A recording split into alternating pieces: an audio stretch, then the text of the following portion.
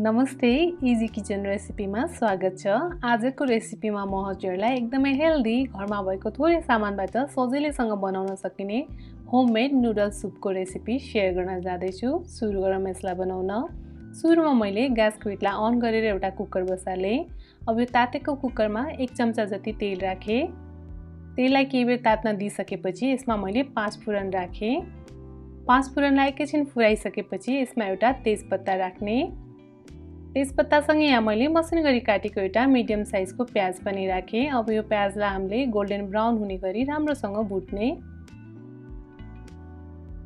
प्याजलाई केही बेर भुटिसकेपछि प्याजको कलर चेन्ज भएर गोल्डन ब्राउन भयो। यहाँ मैले अब हाफ टीस्पुन जति बेसार राख्दैछु। बेसार राखिसकेपछि अब यसमा काटेर राखेको आलु एड गर्ने। आलु राखिसकेपछि अब ग्यासको हिटलाई मिडियममा राख्ने र यो आलुलाई हामीले चलाउँदै 1 मिनेट जति राम्रोसँग भुट्ने। आलुलाई 1 मिनेट जति भुटिसकेपछि मैले यसमा 1 टेबलस्पुन अदुवा र लसुनको पेस्ट राखेँ। अब ग्यासको हिटलाई लोमा राख्ने र यसलाई एकैछिन भुट्ने। अदुवा र लसुनलाई एकैछिन भुटेपछि मैले यहाँनिर 1 टीस्पुन जिराको धुलो राखेँ। त्यसैगरी हाफ टीस्पुन रातो धुलो खुर्सानी राखेँ। त्यसैगरी यसमा मैले 1 टीस्पुन धनियाको धुलो पनि राखेँ। अब यो मसलाहरूलाई पनि हामीले एकैछिन भुट्ने। केही बेर यो मसलाहरूलाई भुटिसकेपछि अब यसमा हामीले गेडागुडी एड गर्ने। मैले घरमा भएको गेडागुडीलाई यसरी भिजाएर ल्याएकी छु, जसमा चाहिँ मटर छ, चना छ, ठुलो चना छ र यसमा बोडी छ। हजुरले घरमा भएको कुनै पनि गेडागुडीलाई राखेर यो नुडल सुप बनाउन सक्नुहुन्छ। अब यसलाई हामीले 1 मिनेट जति राम्रोसँग भुट्ने। केही बेर यसलाई यतिको भुटिसकेपछि अब यसमा काटेर राखेको टमाटर एड गरिदिने। मैले यहाँ 2टा मिडियम साइजको टमाटरलाई काटेर लिएकी छु। यो सँगै स्वादअनुसार नुन पनि एड गरिदिने। अब यसलाई राम्रोसँग चलाएर मिक्स गरिदिने। अब भने यसलाई हामीले छोपेर 2 मिनेट जति पकाउनको लागि राख्ने।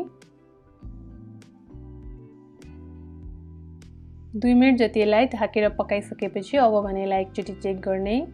यतिको मसलाहरूसँग यो भुटेर पाकिसकेपछि अब यसमा पानी एड गर्ने। मैले यहाँ ठुलो कपबाट 2 कप पानी एड गर्दैछु। यति पानीले चाहिँ यसमा रहेको गेडागुडी राम्रोसँग पाकेर तयार हुन्छ र यो गेडागुडी पाकिसकेपछि हामीले आलुहरूलाई राम्रोसँग म्यास गरिसकेर पछि सुपको लागि चाहिने पानी एड गर्नेछौँ। अब कुकरको बिर्को लगाइदिने र यसलाई सिटी लगाउन राख्ने। यसमा सिटी लाग्दै गर्दा नुडल्स बनाउन चाहिने पिठो मुसेर तयार गर्ने। मैले यहाँनिर 150 ग्राम जति गहुँको पिठो लिएकी छु।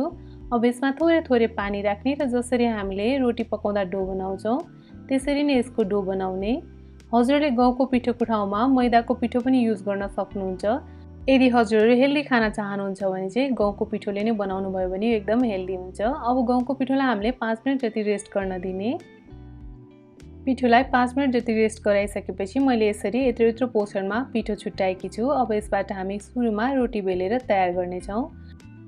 हजुरलाई केमा बेल्दा सजिलो हुन्छ त्यसैमा राखेर बेल्नु भए हुन्छ। मैले चाहिँ यसरी चपबोर्डमा राखेर बेल्दैछु। यसरी नुडल बनाउँदा बेल्ने रोटी चाहिँ गोलो हुनुपर्छ भन्ने छैन। यो सबैतिरबाट बराबरको भएर बेलिनुपर्छ। गोलो भए पनि हुन्छ, चारकुने भए पनि फरक पर्दैन। र यसलाई हामीले एकदमै धेरै पातलो पनि बेल्दैनौँ, यतिको मोटो चाहिँ राख्नेछौँ यसलाई। अब यो बेलेर तयार भइसकेको रोटीमाथि हल्का सुक्खा पिठो राख्ने र सबैतिर यसरी दल्दिने। अब हामीले जसरी कपडालाई फोल्ड गर्छौँ त्यसरी नै यो रोटीलाई हल्का गरेर यसरी फोल्ड गर्दै जाने। हजुरले भिडियोमा हेर्नु होला, यसरी नै बिस्तारो फोल्ड गर्ने र यसलाई मिलाएर राखिदिने। अब यसरी फोल्ड गरेको यो रोटीलाई हामीले एउटा लाग्ने चक्कुबाट काट्नेछौँ। अब हजुरलाई यो नुडल्स कतिको पातलो या मोटो राख्न मनपर्छ त्यही अनुसार काट्न सक्नुहुन्छ। मैले चाहिँ यतिको राखेर काटेँ। सबैलाई काटिसकेपछि अब यो नुडल्सलाई यसरी खोल्दै जाने।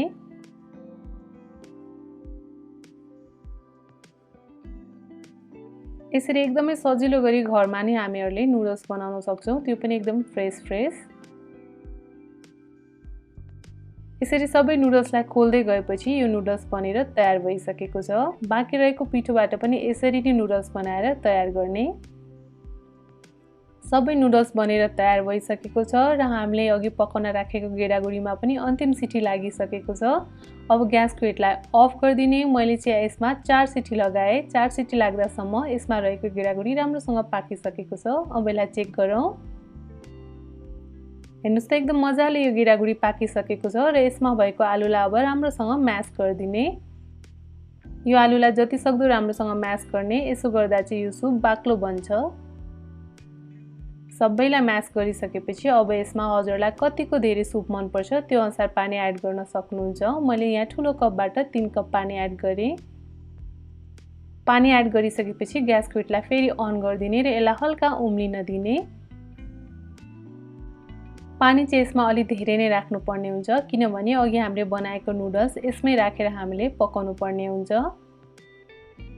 अब पानीमा हल्का यस्तो फोकाएर उम्लिन थालेपछि अघि हामीले तयार गरेर राखेको नुडल्स यसमा एड गर्दै जाने। ग्यासको हिटलाई चाहिँ अब हामीले मिडियममा राख्ने।